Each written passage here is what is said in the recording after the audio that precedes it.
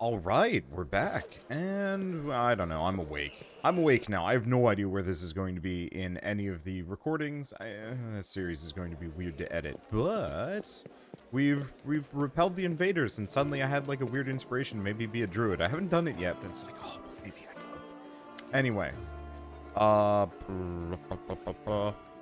I guess I'm just gonna cycle through some basic dialogue here, just real quick to see.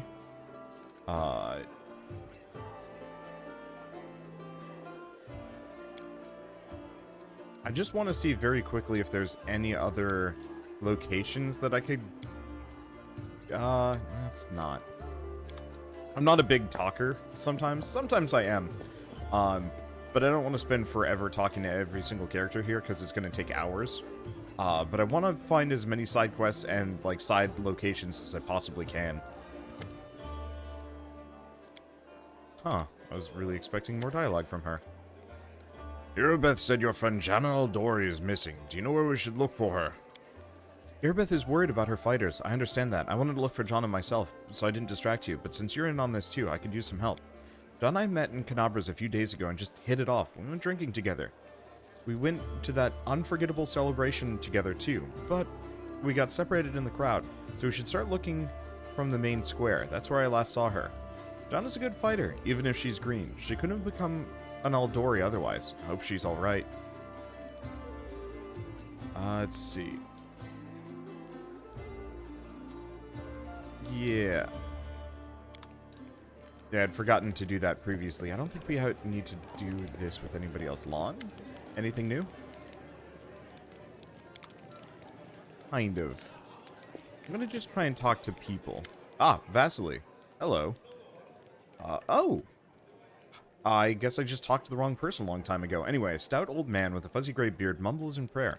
He looks as tired as everyone else in the tavern, but determination is stamped on his haggard face. What can I do for you? I guess he sells scrolls. Does he only sell scrolls, though? Does he sell magic items? Yes. Grants the wielder ability to make up to 3 spells per day extended. There's the Ring of Protection, which is good. Same thing with the...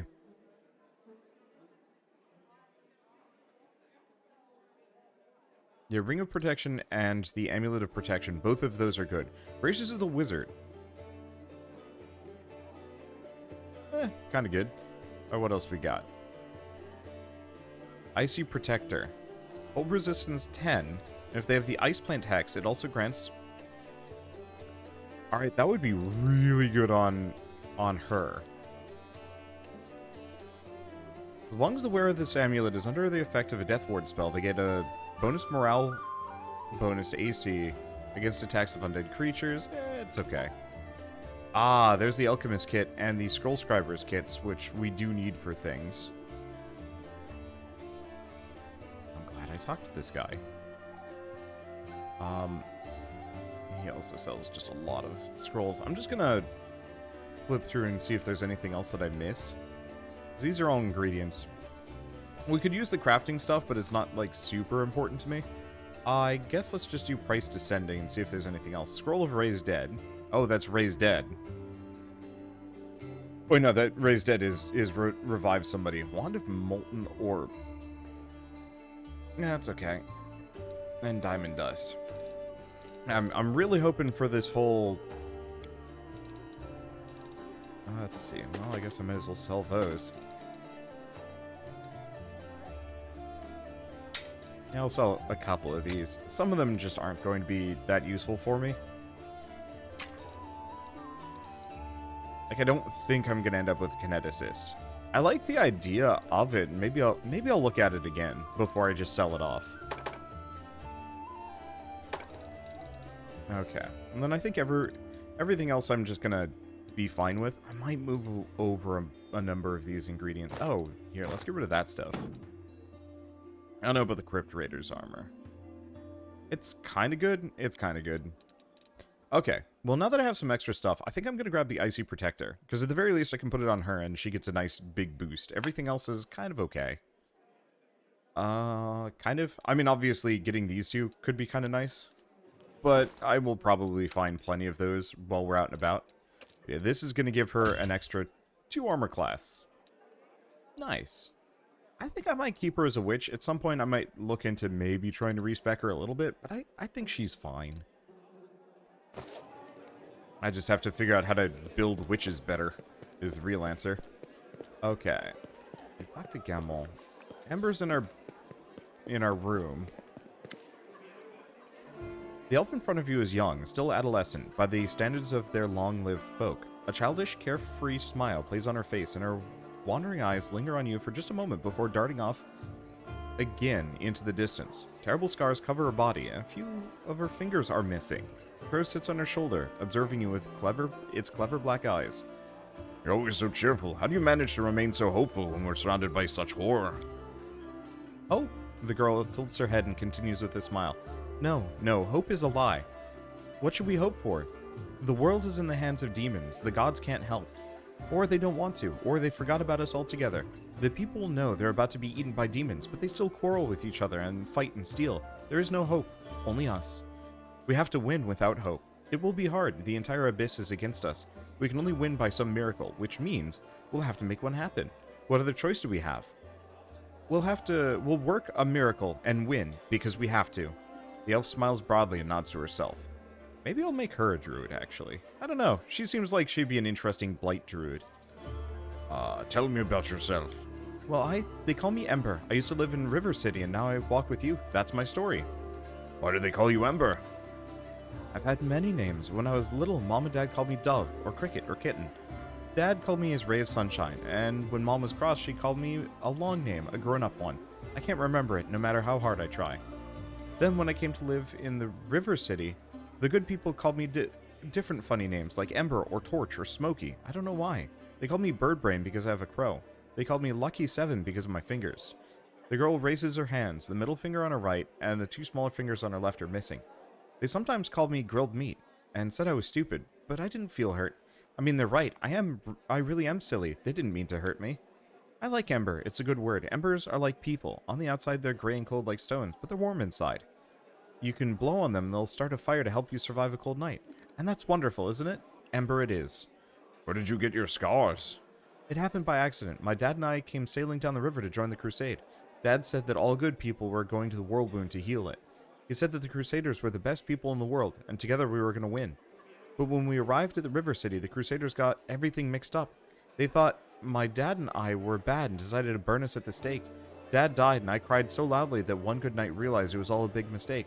He started yelling at the other crusaders, even the one in charge, and walked right into the fire and got me out.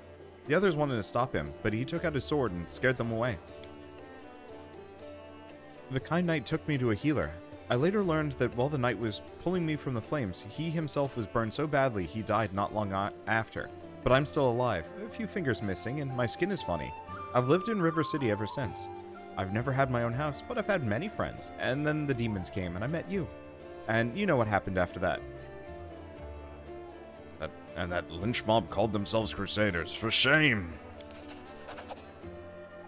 People call themselves pretty words, as if calling oneself a paladin or a commander is enough to stop you from being a poor frightened sinner. The girl shrugs and smiles. But there was one true knight there, and the others came to their senses at last. How'd you survive on the streets? The elf shrugs. There are many good people in the River City. When I sang for them in the street, I'm assuming River City is Canabra's, yep. When I sang for them in the street, they'd often give me coins or bread, or sometimes even clothes. I shared everything with the other homeless, and they showed me where it's safe to sleep, where I could get out of the rain and cold, and where I could find discarded things. When the demons destroyed the River City, I looked for my friends and found no one. They probably all died. The homeless have no supplies or weapons or basements to hide in, and the knights won't protect them either. Knights are like gods, so self-important. They're saving the world after all. What do they care about the homeless? Still smiling, the girl shrugs. Where do your magical powers come from? These tricks? I have them from my grandma. She used to be my father's grandma, and before that his father's. I've never seen her myself, but she's very clever and kind. When I lived on the street, sometimes she left food for me in a blanket during the winter. Sometimes I feel her stroking my hair as I fall asleep, but if I open my eyes, there's no one near. She also sent me soot. The girl scratches the crow's beak, and the bird grumbles happily in response. She tells Soot how to do different tricks, and Soot teaches me. Huh. Well, unfortunately, I rolled a nat 1. Seems the girl doesn't know who gives her these powers. Her familiar is obviously sent by a powerful creature of good. Perhaps an angel or a fae. Though you couldn't say exactly who. Shame. Oh, thank you for your answers, and let's go. I might actually respec her as some kind of, like, weird blight druid, just because, unfortunately, Witch just doesn't quite fit my party in the way the rest do. But it's fine. Jornog? Oh, wait, no, we already talked to this guy. We're probably going to talk to Forn. I don't know if it's a good idea, but I'm going to talk to him anyway. May I help? I think Kaylessa may be a drow. You see a shadow pass over Forn's eyes in a single instant, then his face is just as impassive as before. A drow, unlikely. It's more plausible that a dark surface has left a brand similar to the one that twisted the entire cursed drow race. A coincidence, I would think. I met Kaylessa. His melancholic expression remains calm, but his entire body tenses and his fingers wrap around the handle of his weapon. Under what circumstances? I hope you seized the opportunity to kill her. Are you certain of your allegations? He lowers his head in a hollow voice. I am. Her misdeeds are terrible, and proven with absolute certainty. She claims she doesn't serve the demons. Of course she does. In an attempt to buy her life, she would stoop to the boldest and most egregious lie. Whose word do you trust, hers or mine? I let her go. After giving you a sudden look, Forn stares off into the distance. Your decision is regrettable. I'm afraid that in doing so, you condemned her many future victims to death. I suppose it means I'll be bringing this hunt to a close falls on my shoulders. Sorry. Huh. I don't know. I'm really curious about that. Well, whatever. I'm gonna go adventuring. If there's consequences, there's consequences, but she wasn't lying. I don't know. She wasn't lying, and she was also quite injured out in the city, which I would have been quite surprised. Oh, wow, they already fixed the gate. That's impressive. Yeah, sorry, Lon. Oh, she's slightly injured. We'll be fine.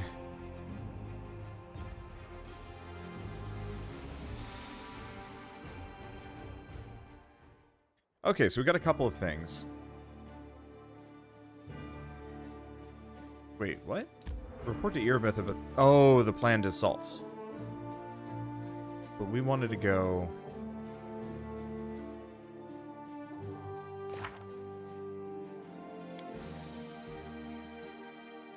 Okay. So where were we on this? Friend in need. Okay, so Market Square and Canabras. I don't know. Let's see. Spies amongst our midst.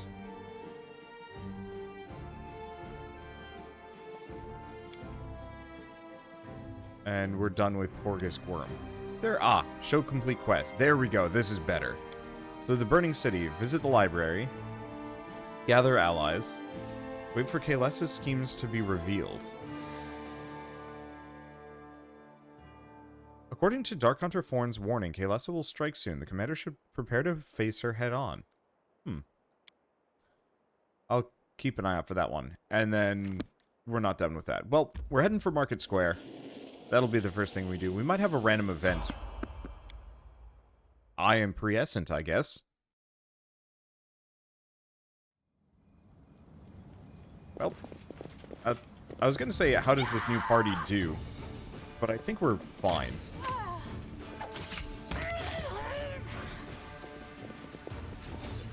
Was it just that? I guess it was. Yeah. Alright, it was a singular archer. Cool. Oh, right, I was gonna clear up my inventory. You know what, I'll be fine. I don't have that much. I wonder if I can go to the Grey Garrison. I'll poke my head in, but I think the Grey Garrison was actually where we started. And I'm pretty sure that's where the Wardstone is, and kind of where we end this chapter on. Ish? Something like that. Okay, unfortunately, because I've already been here, we're just gonna have to wander. Oh. Never did try and cross this.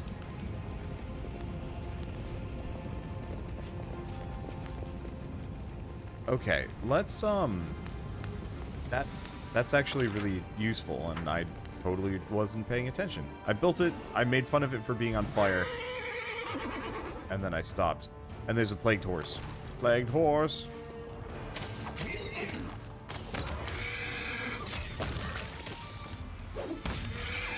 Ow.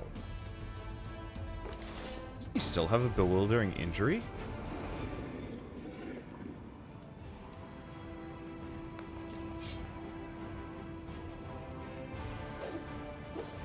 That's weird. That was supposed to go away. Is he still messed up? Nope. It looks like that's just a visual bug, maybe. I don't remember. I don't think we actually have much for heals anymore. Oh, it's okay. I have a lot of potions. Had a lot of potions. We're starting to run low.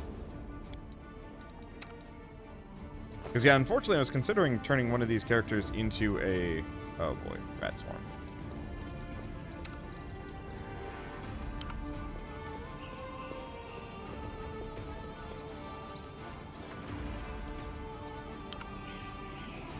Castor is polymorphed. What?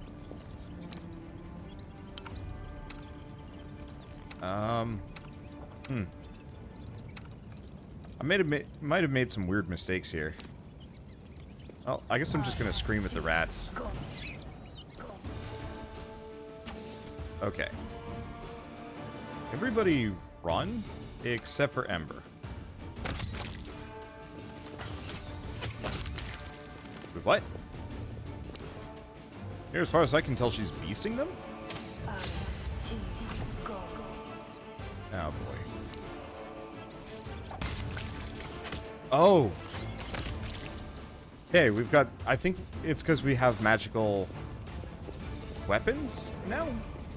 I don't know. Things are a little buggy because of that weird respec thing that I did. Oh, that's all the armor I left behind. I'm gonna check the house real quick. See if there's anything in here.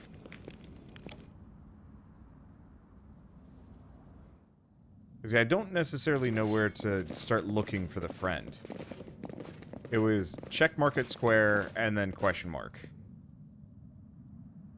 She's probably on the other side of the barricade wall. But, you know, had to check. Okay, I guess first let's go over here, because we can get across the rubble. Ooh.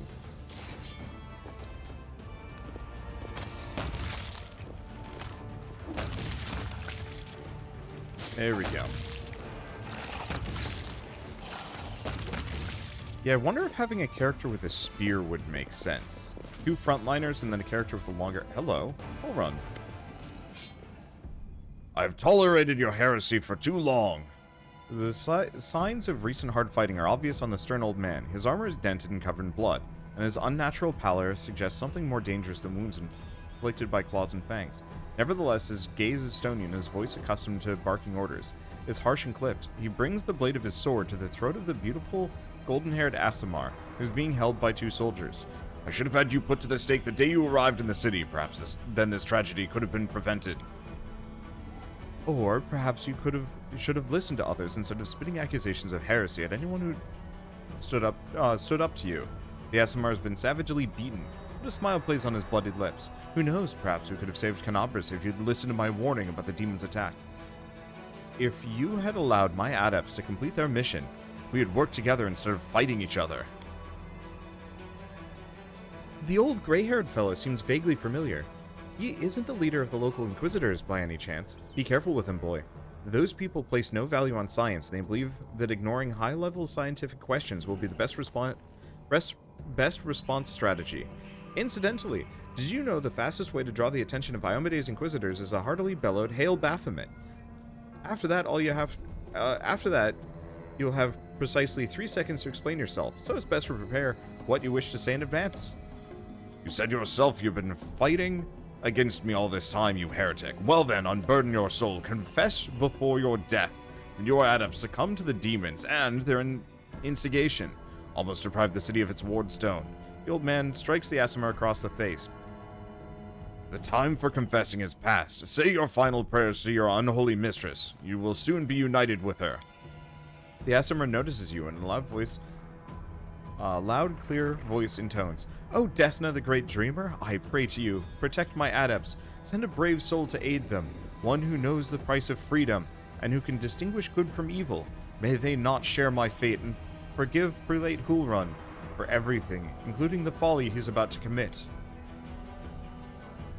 I've heard enough of this treasonous prattle. Unfortunately, Hulrun, I've given the same voice as my own. But anyway, he seems to be a split second away from slicing the Aasimar's throat. Hey, what are you doing? Let go of him. The old man, caught up in his retribution, pays no heed to your words. Well.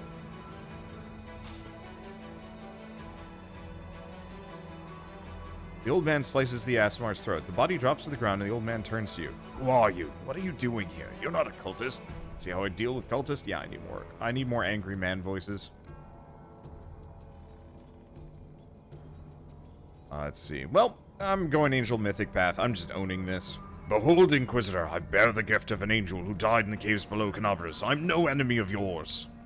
The old man frowns and whispers something, a prayer or a spell. With each word, his face relaxes. You're telling the truth. And the light in your hands. Oh yeah, I'll just give him the solid snake voice. I don't remember what his original voice was. Light in your hand was wrought by the power of heaven. I will keep an open mind with regard to you, stranger. And later, under less fractious circumstances, I would like to ask you about how you came to receive this gift. Who are you? I find it passing strange that you don't already know who I am. I'm Ulrun Shapok, prelate of Canabras, Inquisitor by the grace of Iomade. Nope, I'm losing it, whatever. Defender of the city by the grace of Her Majesty, Queen Galfrey. Against threats from within and without. You know what, I'm just gonna give up. I'm just gonna voice my character. Nobody else. He's a nasty piece of work, Woljif whispers to you. See how he dealt with that poor sap? Once he's got you, don't expect any mercy. If you're lucky, they'll hang you. If you're not so lucky, they start you off on a rack. Then after a few days, or however long it takes for you to confess that you're a demon-worshipping cultist, a spy, an agitator, a heretic, or a tax evader, then they burn you. Why did you kill the Aasimar? For heresy and treason, Hulrun spits. This cultist has been spreading seditious rumors about the city for years, undermining our defenses and besmirching my name. In the end, his creatures, the adepts of the Temple of Desna, revealed their true colors when they tried to sneak into the Wardstone Chamber and perform who knows what foul magic over it. If I hadn't been keeping my eye on them from the very beginning, their plan would have succeeded. Now Canabras would have lost the significant protection offered by Iomede's gift. The traitors were fortunately stopped in time. I've just disposed of their leader. Without a doubt, the rest of his accomplices will be found and justly punished. A cultist? Desna is a good and benevolent goddess. Her church is not outlawed. Good, evil, what's the difference? All forces of chaos are the same. Demons, Azadas, Nocticula, Demon Lord of Assassins. Oh. Darkness and Lust. So, Succubus Queen, I guess. Or Desna. Desna? Great Dreamer, Lady Luck, Mother Moon, Goddess of Dreams, Luck, Stars. Makes no difference to me. All they think about is destroying and tearing down, but that way leads to madness. The Desnans' intentions may have been good, but they were the first to succumb to the demon's lies. The first to poison the morale of their comrades, and the first to rush headlong into such fatal foolishness. May Iomade serve justice on them all. But Prelate, there are allies. I'm responsible for the city. The Queen herself appointed me to protect it, and the goddess has conferred upon me the powers to fulfill my duty. I decide who here is an ally and who here is an enemy. Why are you standing here? I'm standing guard over this hole. There are demons hiding in there, no doubt about it. The moment we step away, they'll come crawling out. This guy's a moron. There's nothing dangerous in this hole. You have no reason to guard it. You told me yourself you received a light-bringing gift from an angel who perished in the caves below our feet. It's no secret that those passages are teeming with dangerous creatures that could kill anyone, even a warrior of heaven. Demons and demonic offspring love roaming about the underground. That's why I will be keeping an eye on this hole. If the beasts decide to attack from here, we'll be ready for them. This is mindless brutality and lawlessness. You're a disgrace to your city and your goddess. I'm just gonna antagonize him. No, I'm protecting the city. and my dealings with the goddess have nothing to do with you or anyone else. Prelate, your forces are needed elsewhere. Irabeth Tierbade, warden of the city, is gathering troops in Defender's Heart Tavern to strike against the demons. Who now? Tierbade, that upstart, warden of the city? And I suppose I've already been written off for dead. This isn't sedition, this is outright insurrection. I'm loath to abandon my watch, but I can't turn a blind eye to such a blatant usurpation of power. We have no hope in defeating the enemy if there's disorder within our ranks. I'm going over there right now. I need to see what Irabeth is up to. Ember peers intently at Hullrun. I remember you. When Father and I arrived at the city, you met us. But it's true, you and the other knights tied us to stakes and started lighting the bonfire. Father died, and one of your knights changed his mind and pulled us from the flames. But then he died too, don't you remember? If you were burned, then it was for good reason. You say some traitor helped you to escape the fire? That is a crime itself, which means that you have been evading justice all these years. If it weren't for the invasion, I would review your case and see that your sentence is finally fulfilled. You're lucky that we have more important matters to deal with right now. Wow. He didn't look the way he does now, all wrinkled and gray. He was young, with a big mustache. Ember smiles broadly and draws a large bushy mustache in the air with her finger. Probably forgot all about me. It was a long time ago. But I do want to say one thing. I'm not cross with him. This knight is a true hero. He just really, really wanted to protect the city. He only got mixed up with who is good and who is evil. Overrun, you sent an innocent child to be burned at the stake? Don't you want to ask for forgiveness? Ha! Hardly. Anyone can look innocent. How did this girl manage to survive the fire? And how about the crow that's always flying around her? I advise you to take a closer look at this innocent little lamb of yours. If you ask me, she looks highly suspicious indeed. You forgive him after what he did to you? He thought he was doing what was right. How do you know? Maybe you've done something thinking it was a good thing, but what you were really doing was a bad thing that hurt someone. What if I've done the same thing? You can't get angry at people for making mistakes when you might be no better than them. I'm pretty sure I have not made this mistake before. Ugh. Okay, you know what? I know the priest got killed from a distance, like before we could reach him. I think we're gonna, oh gosh, we're all the way back here. Oh, wait, no. We're sort of all the way back here. It's no biggie.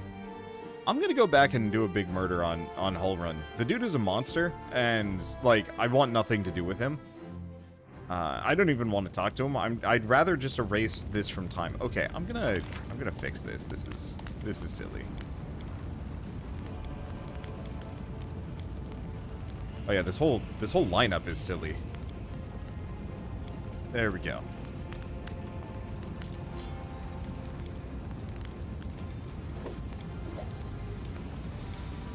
There we go. It should be something like that. Okay, formation.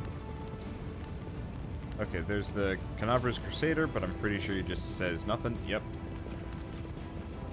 Okay, so let's cross this. Autosave, quick save now. I don't think we missed out on anything going the other direction. Anyway, we're gonna just go attack Hullrun. Oh, I guess we're gonna go attack these things first.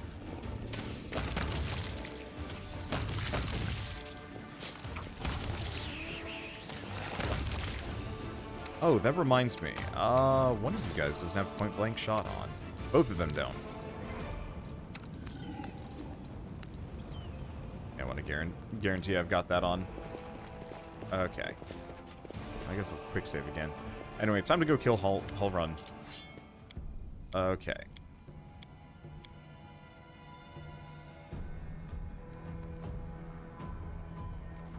I guess we're just attacking the old man. It's a chaotic action, but I'm pretty sure I'll just make it work.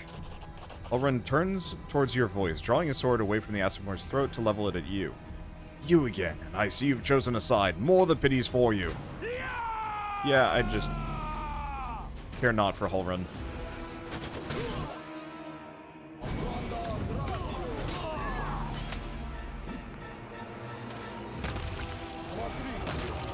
Got him.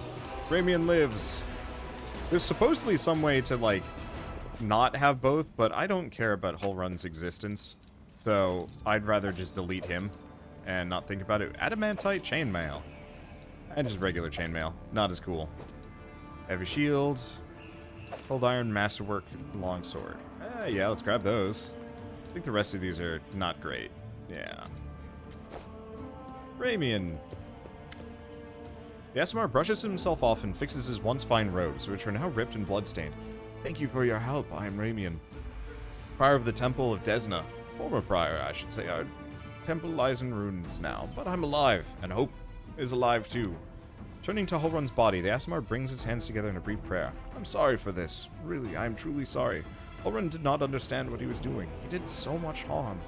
But he sincerely believed he was fighting for the good of the city and the entire Crusade movement. In another position, he could have done so much good. What tidings do you bring? I don't want to believe that Canabras has fallen, that everyone is dead, and there's no one left to fight. Please tell me. Are there pockets of resistance left in the city where I can be of some use? Did you really know of the demon attack before it happened? I did. We have a secret ally in the enemy's ranks. No one knows who this brave soul is, but she has been feeding us information about the demon's plans. These dispatches have come to us by the most reliable channel bestowed upon us by the great dreamer herself.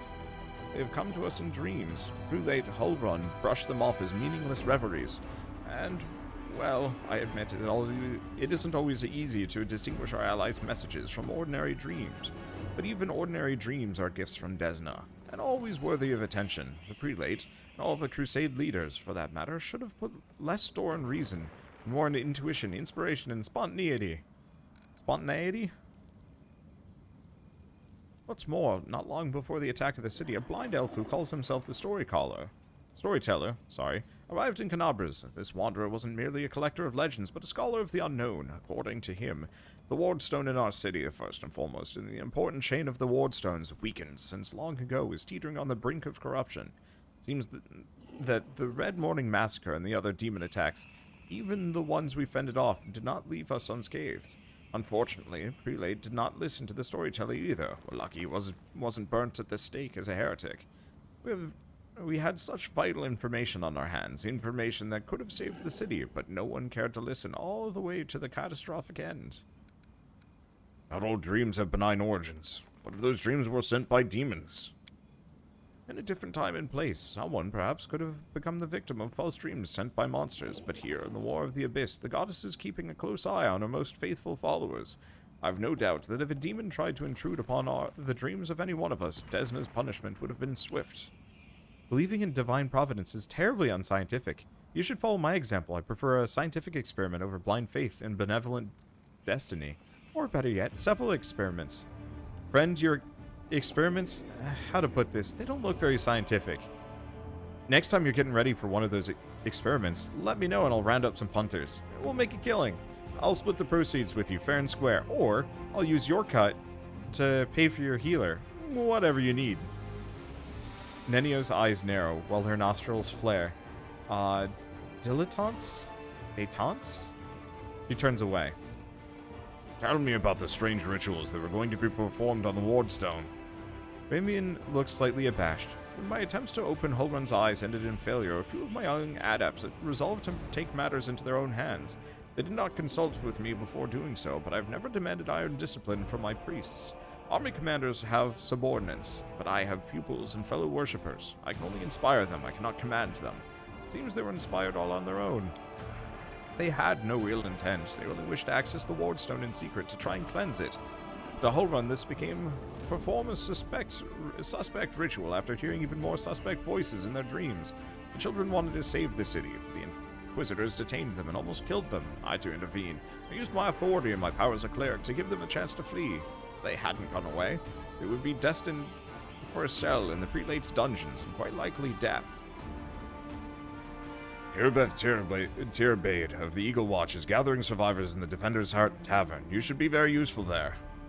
Commander Tierbade, I do not know her personally, but her wife, Anavia, is a regular worshipper at our temple. I'd be glad to aid them in the fight. I have to go. Thank you for listening to me and defending me. I will go to Defender's Heart. I hope to see you there. May Desna keep you. Hello? Huh. Stranger, wait. You saved Ramian. I saw you. The young voice comes from nowhere. Oh, hang on. I forgot to remove the spell. I hope Hulrun's dogs aren't lurking nearby.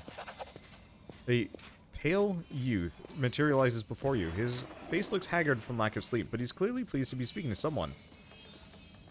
You're one of the Desna adepts that tried to break into the wardstone. Yes, I'm Ilks, cleric of Desna. One of the people who answered the call of the voice in dreams. Some unknown person made contact with us through our dreams, telling us about the demons' plans. We learned the demons were planning to attack Canabras and to do something terrible to our wardstone, which already carries the taint of corruption. Prelate Hullrun refused to heed our warnings. We had to make a choice. We could either throw our hands up and pull back or take action, even though it would cost us our lives. But what heartless person would stand by in the face of such a deadly threat? What were you planning to do to the wardstone? The young man hesitates. Our plan was to get to it, and then follow our instincts. There are 3 of us, a cleric, a mage, and a bard. Between us, we know a lot. We're capable of a great deal. If we had enough time, I'm sure we could have figured out what was wrong with the wardstone and how to heal it. But they didn't give us time. And now how you feel, boy. Devising an experiment and then being unable to conduct it is the greatest of all tragedies. I can tell you that writing daily petitions to the Inquisition of Iomade, requesting even a small piece of the wardstone for study has no chance of succeeding. Yes, the local commanders got roped into dealing with this. Some idiot kids trying to break into the wardstone, apparently some of ours. But who even knows these days, Zeal sighs. I know there's no evil in you. I can sense things like that, but what you did was stupid and impulsive. Someone could have gotten hurt, and I know from experience. How did you even come up with such a plan? How can we not come up with such a plan? You sense the young man's temper rising. Listen, Desna is the goddess of luck, but luck, as many lay people would understand it, and luck is we, the followers of music of the spheres, see it, are far different from the same thing. Other people believe that luck is something good that falls into your lap just because, like a generous but unearned reward. We see luck as a fundamental law of creation, according to which even in the darkest hour of the most hopeless situation, a chance of rescue and a chance for the better can arise. But you gotta seize the chance when it presents itself, or better yet, create your own. Followers of Desna are not people who like idleness and inaction. That's why when Canabras was in trouble, we did as our goddess had taught us. We took the matter into our own hands and tried, in a moment of desperation, to pluck our chance from the hands of fate itself. You were trying to help. Can they punish you if you're trying to help? Is that allowed? I'm sick of all this crusader infighting. It's not infighting, it's a matter of life and death. It's about the path we're all on. The adept stops short. Whose voice have you been hearing in your dreams? Nobody knows what it is, but everyone who has heard her, I should say, is convinced that she is good and pure soul chosen by Desna. We had a choice. We could trust her, except that we have an ally somewhere who isn't afraid of all the armies of the Abyss. Or we could drown in suspicions, get one step closer to becoming just like Hullrun. We decided to trust the voice, and seeing Canabras devastated, which is what our unknown ally tried to prevent until the very end, I can see now who had the truth on their side. Where are your fellow worshippers, and how many of them are there? Fortunately or unfortunately, I don't know where they are. We split up to confuse the Inquisitors who were chasing us. Do you need help? That would be great. I have no hope of finding my friends in this chaos, and I'm scared to think what will happen if the Inquisitors or the demons get to them first. Listen, my friends are called Aranka and Thal. Thal the Wallflower. Aranka is an amazing singer and truly beautiful girl. She has plenty of friends and fans. She's probably blended into a crowd somewhere. Wallflower's a mage, but I don't think he'll risk using magic. It'll only bring the Inquisitors down on him. It'll be harder to find. You better find Aranka first. She might know where Wallflower is. Please, find them and protect them against the demons and the Inquisitors. I'll await news of the goddesses in the goddess's temple. I hope her mysterious helper will send a new message that will reveal what is to come from the demons. I have to go. Go, may Desna be with you, stranger. Well, that kind of worked out. And yeah, there's more to this area than a what the heck is this? Hi? Day 22, month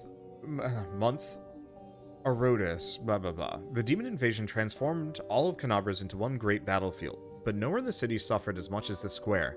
This place saw a clash of titans, the demon lord Descari leading his hordes from the abyss, and the dragon Terendelev, the mightiest of the city's defenders, and one of the first to fall. The scene of destruction leaves no doubt about the battle's outcome. A skilled scout could recreate the course of the battle moment by moment simply by looking at the runes. From the chimneys torn down by powerful wings like a sharp dive, to the bloody tracks left behind when the demon dragged away the noble reptile's broken body. But it's no hypothetical scout gazing upon the runes, it's Torgar Farpunch, and he's not alone. Like a shadow of a strange, barely perceptible presence presence lingers over this place. Oh, not Leica. Sorry, dyslexia really gets me sometimes. Anyway. Like a gaze untethered from any observer, this mysterious force, unknown to mortal kind, silently assesses, judges, and seeks a better way. In an instant, Torgar Farpunch is vested with this power and looks at the world with its eyes. The vast present and future stand before him as a unified whole, an unmoving, multifaceted crystal that would be beautiful were it not for the fractures, blemishes, and flecks marring its splendor. What past does he see? In the past exists the one who wielded his gaze in life, although the one and life are in opposite terms for eons, who's the supernatural embodiments of cosmic balance. I guess let's go over it for a second. Huh, so aeons, not eons, they're like the watchers, I guess.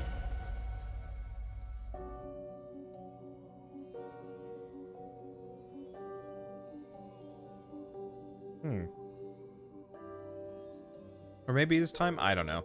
Anyway. Wait, there is a person here.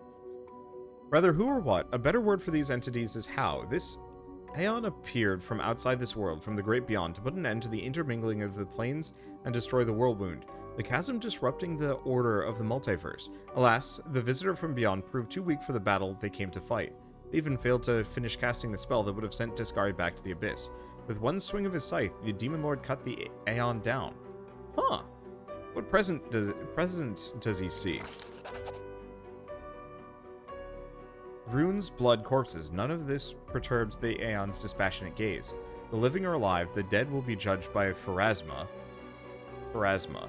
Lady of Graves, Mother of Souls, Goddess of birth, death, and prophecy. Got it.